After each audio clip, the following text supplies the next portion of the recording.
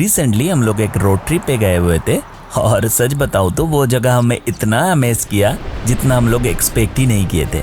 एक से बढ़कर एक ब्यूटीफुल वाटरफॉल्स, घने जंगलों से घेरे हुए पहाड़ी के ऊपर इंसानी दुनिया से दूर बसा सदियों पुराने ऐतिहासिक किला और उनके डरावनी कहानियां। एक खूबसूरत वाटरफॉल के पीछे पहाड़ी के दीवारों पे अवस्थित गुफा के पास लटकती 800 साल पुराने माता के मंदिर, अद्भुत प्रकृति और उनके बीच में से गुजरते हुए ये रास्ते, ये हरियाली, कहीं पहाड़ी के ऊपर किसी जमाने में ध्वस्त होकर भी टिके हुए माता के मंदिर, कहीं पे सती पीठ तो कहीं आधुनिक मंदिर, एक मनमोहक डैम और उनके किनारे बैठ के पहाड़ी के पीछे ढलते हुए सूरज को देखना, कैमूर पहाड़ी रेंज के एक वर्जिन ब्यूटी को विटनेस करना और भी अनगिनत चीजें जिसे हम लोगों ने अपने 3 दिन के सासाराम ट्रिप में एक्सप्लोर किया है। जी हाँ, अभी तक मैं जो बता रहा था ये सब अपने बिहार में ही है, जहाँ पे मशहूर अफगान सम्राट शेरशाह सूरी अपने अंतिम निद्रा पे सोए हुए हैं। तो वीडियो बहुत ही रोमांचक और मनोरंजक होने वाले, थोड़ा सा पेशेंस के साथ देखिएगा। सुबह के 6 बज रहे थे जब हम लोग कोलकाता क्रॉस करके NH2 की तरफ बढ़ने लगे। इनिशियल प्लान था झारखंड एंटर करके ब्रेकफास्ट करने का, तो एक एक करके डानकुनी, पलशीट, बास्कोपा ये 3 टोल प्लाजा और बर्दवान, दुर्गापुर, आसनसोल जैसे शहरों को पीछे छोड़ते हुए कोलकाता से अप्रोक्स 223 किलोमीटर दूर NH2 के ऊपर का बंगाल झारखंड बॉर्डर पे पहुंचे। Good morning from Jharkhand. अभी लगभग सुबह के 11:15 बज रहे हैं और हम लोग जस्ट झारखंड एंटर किए हैं। यहाँ से कुछ 50 मीटर पीछे है बंगाल झारखंड का बॉर्डर। ये सामने है मैथॉन डैम और पिछले हफ्ते जब हम लोग परेशनाथ हिल्स गए थे तब भी यहीं पे रुके थे। डानकुनी के बाद से ये पानागढ़ तक मतलब बहुत सारे डाइवर्शन है और उसके बाद से फिर 6 लेन हाईवे मिल रहे हैं। बेलिया टोल प्लाजा क्रॉस करके गोविंदपुर की तरफ बढ़ते हुए अचानक याद आया कि पेट पूजा करवाना तो भूल ही गया। चलो हमारा तो हो गया, बट इनको भी थोड़ा पेट्रोल पिलाना था। तो झारखंड एंटर करके कुछ 20 किलोमीटर चलने के बाद एक रिलायंस फ्यूल पंप पे रुके रिफिलिंग करवाने के लिए और यहाँ पे पेट्रोल प्राइस थोड़ा सा कम है हमारे वेस्ट बंगाल से, लाइक 100 रुपीज एंड 20 पैसे यहाँ का प्राइस है। अब धनबाद को पीछे छोड़ते हुए पूरे NH2 के मेरे सबसे फेवरेट हिस्से की तरफ बढ़ रहे थे। राजगंज से शुरू होकर इसरी डुमरी तक ये तोपचाची, निमियाघाट वगैरह जगहों पे NH2 और इनके आसपास के नजारे इतने ब्यूटीफुल है। खास करके यहाँ आप NH2 के पैरेलली झारखंड के सबसे ऊंची पहाड़ी परेशनाथ हिल्स को हाईवे से ही देख पाओगे। और अगर परेशनाथ हिल्स को और भी अच्छे से देखना है तो ऊपर आई बटन पे लिंक दिए हुए। रुको अभी नहीं देखना है, इस वीडियो को पूरा देखने के बाद। यहाँ पे बहुत सारे ऐसे दुकानें हैं, मैंने पहले भी देखे। यहाँ करीबन 40 से 50 दुकान है। हाँ वही है, ये सिर्फ मतलब सजावट के लिए ही है। ये सजावट के लिए है। हाँ, तो बाहर नहीं मिलेगा। इसका नाम है छुपा रुस्तम। अच्छा, इनको हम लोग छुपा रुस्तम कहते हैं, पर इसका ओरिजिनल नाम है गुप्ती। अच्छा। लोकेशन है तोपचाची। हाँ, तोपचाची तो थोड़ा पीछे है। यहाँ हो गया चलकरी मोड़। अच्छा, चलकरी मोड़।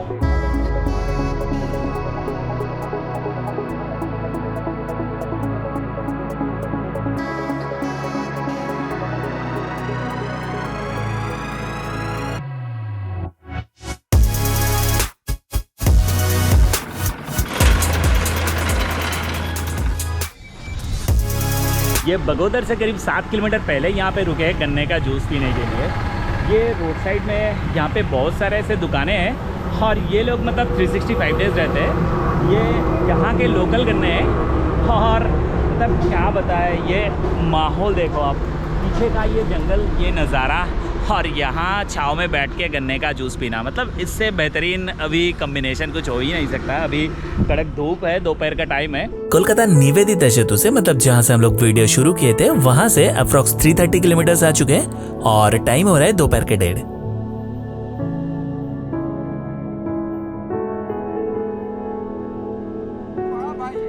अच्छा। लगभग 3:30 बज रहे हैं और अभी जस्ट बरही पहुंचने वाले। अभी तक टोटल 5 टोल प्लाजा क्रॉस कर चुके हैं हम लोग। बरही को पीछे छोड़ते ही ये आया आज का 6ठा टोल प्लाजा। टाइम हो रहा है अभी 4:15 और अभी हम लोग रुके ये चौपारन पे। यहाँ पे थोड़ा सा चाय पीना है और यहाँ का जो फेमस जो मिठाई है खीर मोहन, उसे ट्राई करना है।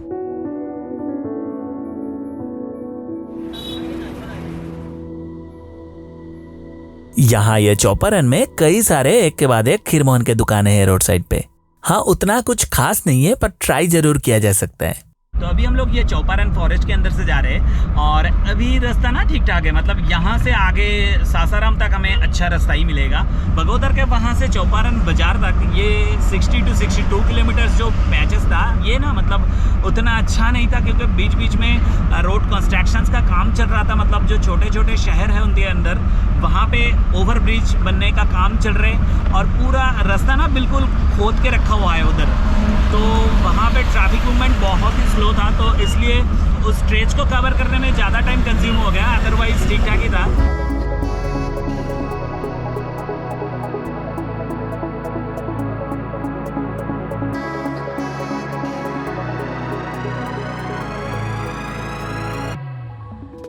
एक एक करके शेरघाटी, मदनपुर इन सब जगहों को पीछे छोड़ते हुए औरंगाबाद को क्रॉस किए लगभग 7 बजे के आसपास। फिर आया ये डहरी ऑन सोन के सोन ब्रिज। प्रॉपर सासाराम सिटी से कुछ 15 किलोमीटर पहले, मतलब ये सोन रिवर क्रॉस करने के बाद ही NH2 के बगल में लक्ष्मी इंटरनेशनल करके एक होटल पे हम लोग चेक इन किए थे।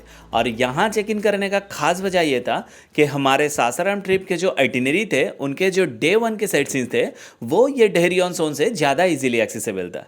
तो सासाराम साइट सीन के डे 1 शुरू करने से पहले हमारे आज के जर्नी का एक छोटा सा समारी कर लेते हैं। कोलकाता निवेदिता सेतु के वहाँ से यहाँ तक 530 किलोमीटर्स कवर किए हमने और टोल पे करना पड़ा 740 रुपीज़ का।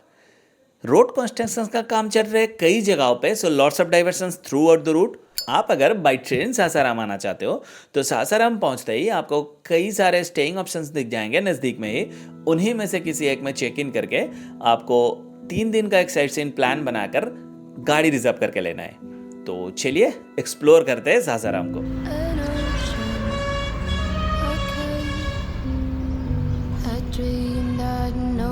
है गुड मॉर्निंग। सुबह के लगभग 8 बज रहे। हम लोग निकल चुके हैं हमारे सासाराम साइट सीन के पहले दिन के पहला डेस्टिनेशन की तरफ, जो कि है पहाड़ों के दीवारों पर लटकती माँ तुतला भवानी मंदिर।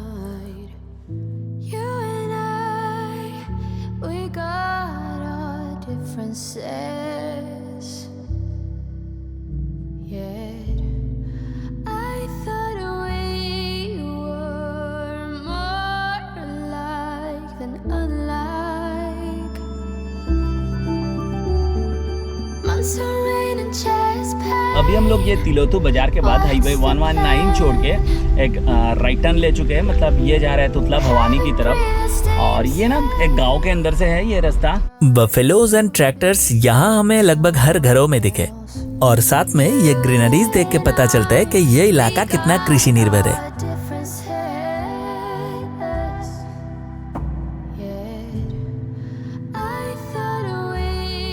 तो ये हम पहुंचे माँ तुतला भवानी इको पर्यटन स्थल। यहाँ पे गाड़ी पार्क करके अब ये टुक टुक पे चढ़ना है। सामने का वो दूर पहाड़ी के पास है माँ तुतला भवानी मंदिर एंड वाटरफॉल। और ये लास्ट के 1-1.5 किलोमीटर आपको या तो पैदल या ऐसे टुक टुक पे ही आना है। हाँ, इस चीज का थोड़ा सा ख्याल रखना है यहाँ पे।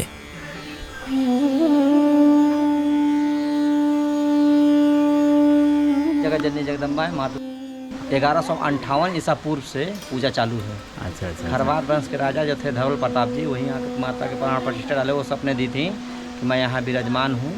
वो आए अपने पुत्र और पुत्री के साथ, पंडित जी के साथ, भाई के साथ, वो सबके प्राण प्रतिष्ठा डाले। उसी दिन से पूजा उसी समय से पूजा चालू है। और यहाँ बंदरों का मेला लगता है। बंदर जो है अपने आप मेला लगा देते हैं, छीन छोड़ करेंगे। अच्छा। इतना प्रेम ले करेंगे ना कि जिनको हंसने का मन भी नहीं है ना, वो भी हंसता है। अच्छा। जिनके मन में गलत भाव से आएगा यहाँ पे, उसके भैरवी देवी के भंवरा के समझते हैं, भैरवी देवी का आगमन होता है और उसको मार के बेहोश कर देता है। अच्छा। जब तक वो बेहोश नहीं होता तब तक भैरवी देवी छोड़ती नहीं है। अच्छा। जब मान के चले कुछ कम गंदा लैंग्वेज रहेगा तो बंदर काट देगा हमारे। अच्छा। यहाँ निर्णय तुरंत होता है, गलती नहीं, प्रेम से आइए और सदा विश्वास लाइए। और भक्त पर, भगवान पर भरोसा करना बहुत जरूरी है। अच्छा। कहा गया है कि महिषासुर के नगरी में जब बहुत अत्याचार हुआ, जहाँ दुर्गा रूप होती वहीं तुतला भवानी धाम है। ये तुतलेश्वरी है, ये तुतराही फाल है। वहाँ छोड़ के 1.5 किलोमीटर अंदर पहाड़ के अंदर में आप घुसे हैं तब माँ जगह जननी जगदम्बा अष्टभुजा वाली के दर्शन हुआ।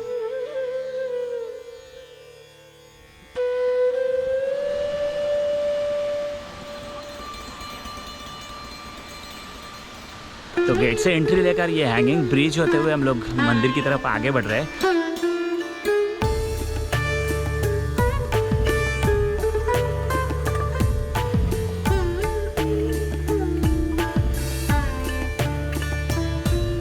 ये सीढ़ियाँ ख़त्म करके मंदिर के एकदम नज़दीक आ चुके हैं हम लोग। वो अंदर विराजमान है माँ तुतला भवानी। और ये जो वाटरफॉल है, इनके पानी अभी कम है, बट थोड़ा सा बारिश होने पर ये खतरनाक रूप लेते हैं। ये ब्रिज छोड़ के नीचे पत्थरों के ऊपर से छलांग लगाते हुए क्यों जा रहे थे, राइट? क्योंकि जब हम लौट रहे थे तो ब्रिज क्लोज था और मेंटेनेंस वर्क चल रहा था। तो अब आगे बढ़ना था दूसरे डेस्टिनेशन की ओर, जो था रोहतसगढ़ किला। ज़्यादातर लोग जो सासाराम ट्रिप करते हैं वो ये रोहतसगढ़ फोर्ट को स्किप कर देते हैं। उसके मेन रीज़न है यहाँ पहुँचने का रास्ता थोड़ा सा मुश्किल है। मान लीजिए सासाराम से ये तुतला भवानी 30 किलोमीटर की दूरी पे है और यहाँ से हमें सबसे पहले जाना है 25 किलोमीटर दूर अकबरपुर। अकबरपुर से शुरू होते हैं रोहतसगढ़ किला जाने का रास्ता, जो कि है वहाँ से कुछ 35 किलोमीटर्स। पर उस रास्ते को आप ये किलोमीटर्स के हिसाब से नहीं तोल सकते, क्योंकि सबसे पहले आपको घने जंगलों के अंदर से मिट्टी के बने रास्ते से होकर तकरीबन 10 किलोमीटर तक चल के एक पहाड़ के नीचे तक पहुँचना है और फिर वहाँ से पथरीले टूटे फूटे रास्ते होकर आपको पहाड़ चढ़ना है और उसके बाद लगभग 20 किलोमीटर तक पहाड़ के ऊपर से ही आपको फिर से जंगलों के अंदर से होते हुए पहुंचना है रोहतसगढ़ किला। और ये उतना आसान नहीं था। खैर, हम लोग पूरी तरह से प्रिपेयर थे मेंटली। कई किस्से सुने थे इस रोहतसगढ़ फोर्ट के बारे में, तो इतने पास आकर बिना देखे कैसे छोड़ सकते। बस एक चीज़ था, ये घड़ी का जो टाइम था ये हमारे खिलाफ था, मतलब काफ़ी लेट कर चुके थे हम लोग ऑलरेडी। फिर भी हमने आगे बढ़ने का ही निर्णय लिया और ये निर्णय सही थे या गलत वो थोड़ा आगे चलने पर पता चल गया। तो चलिए आगे बढ़ते हैं रोहतसगढ़ किले की तरफ। माँ तुतला भवानी के वहां से निकलने के बाद ये फिर से NH 119 पकड़ के जब हम लोग अकबरपुर पहुंचे तब लगभग दोपहर के 12 बज रहा था। और पहुंचते ही सबसे पहले हम लोग डोसा के साथ अपना लंच किए, क्योंकि इसके आगे खाने पीने का कुछ नहीं मिलेगा। अब यहाँ से हमें राइट लेना है।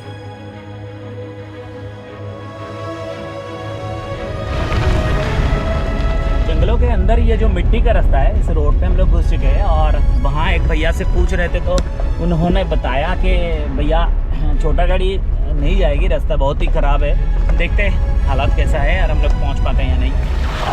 रास्ता बिल्कुल सन्नाटा है, मतलब सिर्फ हम लोग ही जा रहे हैं और दूसरा कोई गाड़ी हमें नज़र नहीं आया। तो चलो देखते। पानी के अंदर से हमें क्रॉस करना होगा।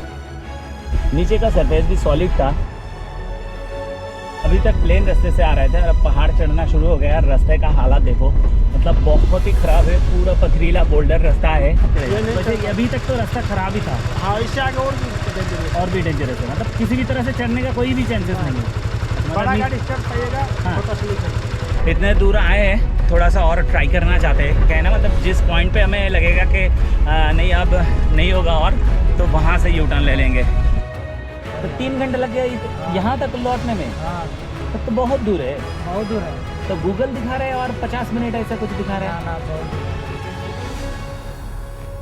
तो जो पहाड़ी चढ़ रहे थे हम लोग, उसे चढ़ने के बाद फिर यहाँ ये प्लेन लैंड है और इस प्लेन लैंड होते हुए हमें पहाड़ के दूसरी तरफ जाना है। यहाँ पे ऐसे छोटे छोटे घर दिख रहे हैं, ये आदिवासियों का घर है।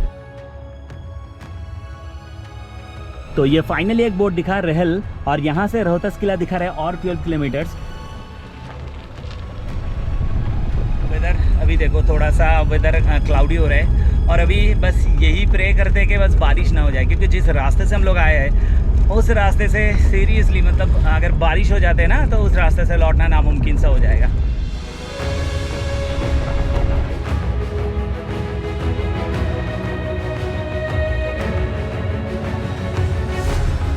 बिल्डिंग यहाँ से दिखना शुरू हो गया है। अभी गूगल दिखा रहा है 7-8 किलोमीटर, मतलब मेन गेट यहीं पे है और यहाँ से अभी भी 7-8 किलोमीटर हमें आगे जाना है। ऑलरेडी 3:15 हो रहा है। एक अलग सी फील आ रहा है, मतलब गुज़बम्स दे रहा है सीरियसली। ये पूरे घने जंगलों के अंदर है, ये पहाड़ी के ऊपर। तो आखिर तक पहुंच ही गए रोहतसगढ़ फोर्ट। अकबरपुर के बाद से, मतलब जहां से हमने जंगलों के रास्ते एंटर किए, वहां से फोर्ट तक पहुंचने में लगभग 3 घंटे लग गए।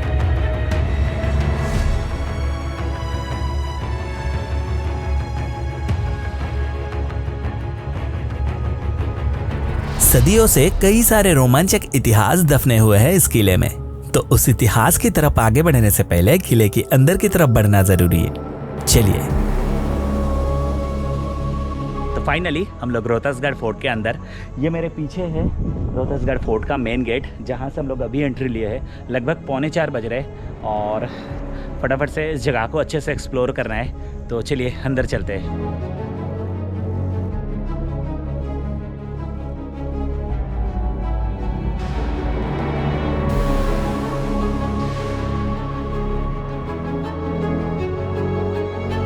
से एंट्री लेकर जस्ट हम लोग ये अंदर पहुंचे हैं और यहाँ पे देखो पीछे एक कोर्टयार्ड टाइप का है और इसके चारों तरफ से मतलब छोटे छोटे बिल्डिंग्स हैं और वो पीछे उस तरफ है एक बड़ा सा बिल्डिंग जो कि है राजा मानसिंह महल।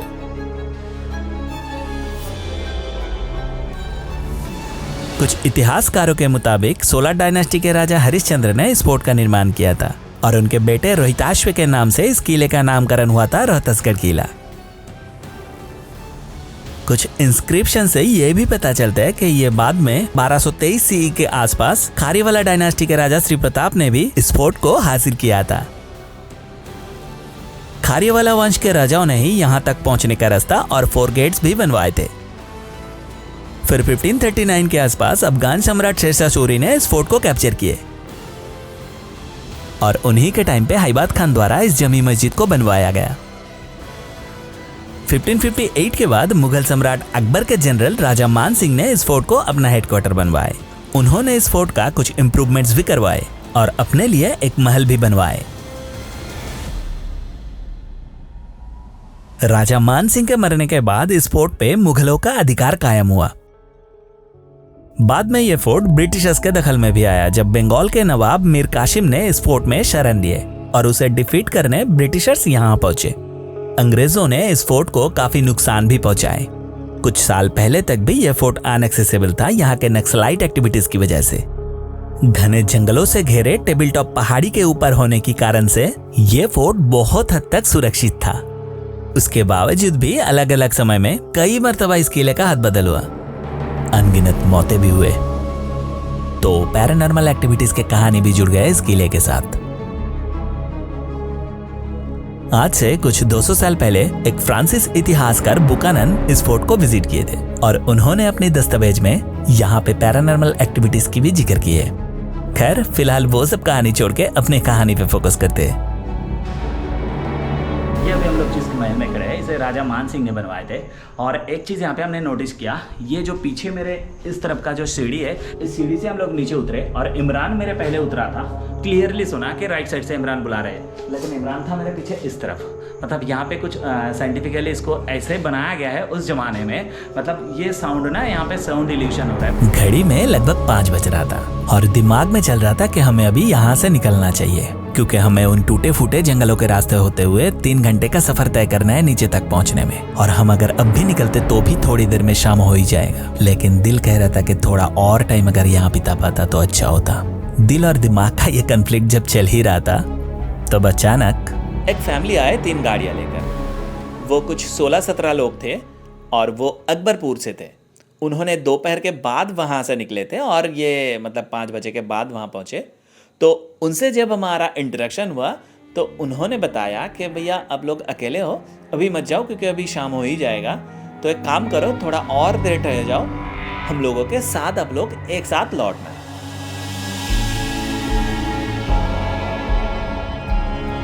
कहते हैं ना कि सबर का फल मीठा होता है। वो भयानक ऑफरोडिंग करके हम लोग जो आए हैं यहाँ, अभी मतलब पूरा सेटिस्फेक्शन।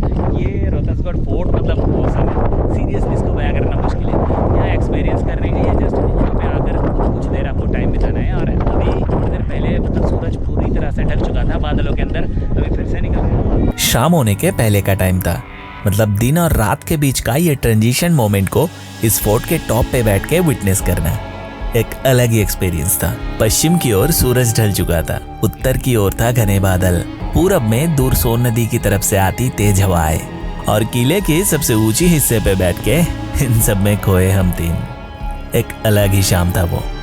खैर नीचे से वो भैया लोग बुला रहा था क्योंकि अब निकलना है।